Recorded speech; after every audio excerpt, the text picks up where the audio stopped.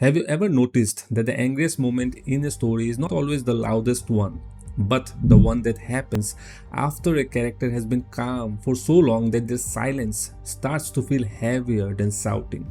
That is what makes anger so interesting in real life too. The person who is always loud does not surprise us, but the person who is usually gentle, patient, or soft spoken suddenly losing control can stop us in our tracks. We do not see rage in that moment, instead, we see the wound underneath it. We see the line that was crossed, and that is why, when done effectively, anger can be one of the most beautiful emotions in fiction. That beauty does not come from destruction, rather, it comes from meaning. Anger becomes powerful when it is tied to love, loss, or protection. As a result, when a kind character becomes angry, the scene can be seen differently. It does not feel like random aggression, rather, it feels earned, it feels human. It feels like something inside them has been pushed so far that staying calm would actually be the unnatural thing. That is why characters like Mob and Gon stay with us for so long after their scenes end. They are not angry characters in the usual sense. Instead, they are kind characters whose anger matters because it breaks through a personality that typically avoids it. Mob from the anime Mob Psycho 100 is one of the clearest examples of this. Most of the time, Mob is gentle, awkward, quiet, and emotionally reserved. He's not the kind of character who walks into a room looking for a fight. In fact, he spends most of his story trying not to let his emotions control him. But this is precisely what makes his anger so compelling when it finally appears. Mob does not explode because he is naturally hot-blooded. He explodes because he has been carrying too much for too long. His anger is not a performance, rather it is the overflow of emotions that has been contained, suppressed, and ignored. Therefore, when Mob reaches his limit, the scene feels less like look how strong he is and more like look how much this person has endured. That is a very psychological experience. People often think suppressed emotions disappear, but they do not, and in reality, they build pressure. Psychologically, emotional suppression can reduce expression in the moment, but it does not erase the feeling.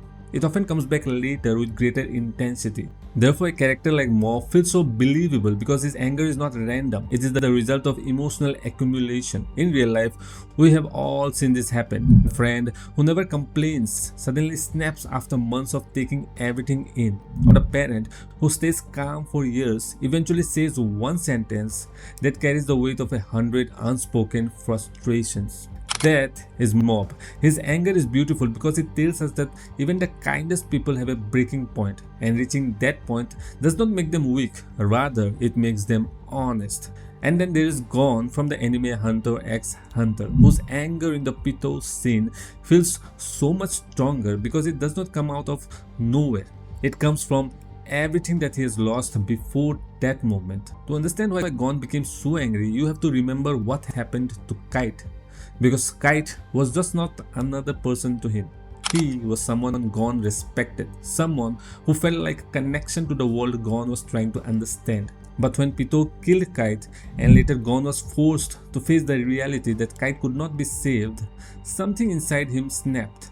Gon had always believed that if he kept moving forward, or if he stayed determined, or if he held on tightly enough, then things could still be fixed. But that hope just collapsed in front of him. Therefore, when he finally stands before Pitou, he is not just fighting an enemy, he is standing in front of the reason his innocence disappeared.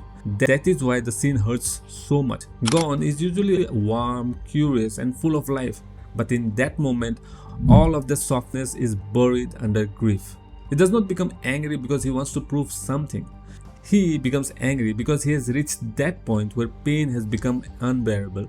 He sees the person responsible for a loss that cannot be undone, and therefore all the sadness, helplessness, and frustration that he could not express before suddenly turns into rage.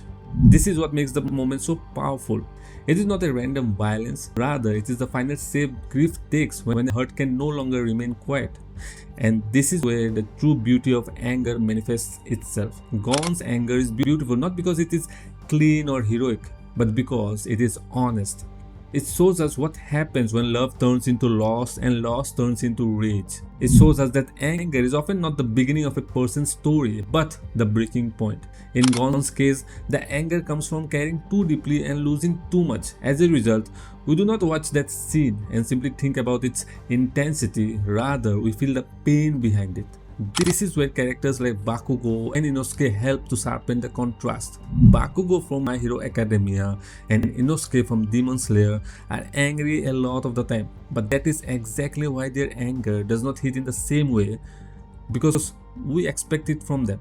Their personality already includes that volatility. Therefore, their anger feels like part of the surface rather than a rupture in the soul. But that does not make them bad characters. It simply means their rage is less surprising and therefore less emotionally piercing. When a character is always explosive, the explosion stops being a revelation and instead becomes a habit. But when a character who is normally calm, sweet, or compassionate finally loses control, that moment becomes unforgettable because it feels rare. It has the feeling of being expensive. It feels like something precious has finally cracked.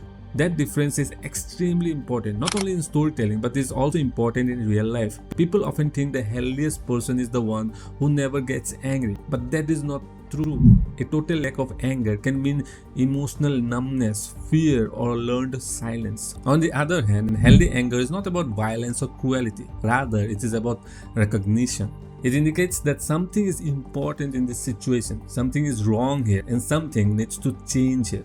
The problem is not anger itself, rather it is what we do with it. When anger becomes retaliation, it can become destructive. But when anger becomes clarity, it can set boundaries and can reveal values. It can push people to stop accepting what they should have never accepted in the first place.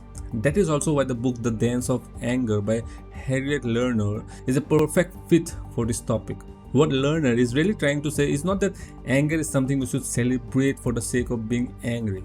Instead, she is saying something much deeper than that. She is arguing that anger is often the first honest indication that something is wrong in our lives. It is the feeling that shows up when we have stayed quiet for too long, when we have accepted too much, and when we have ignored our own needs just to keep the peace. In that sense, anger is not the issue. Often, anger is the message. It is the mind and body finally saying that something here is hurting me and I cannot keep pretending that it is fine.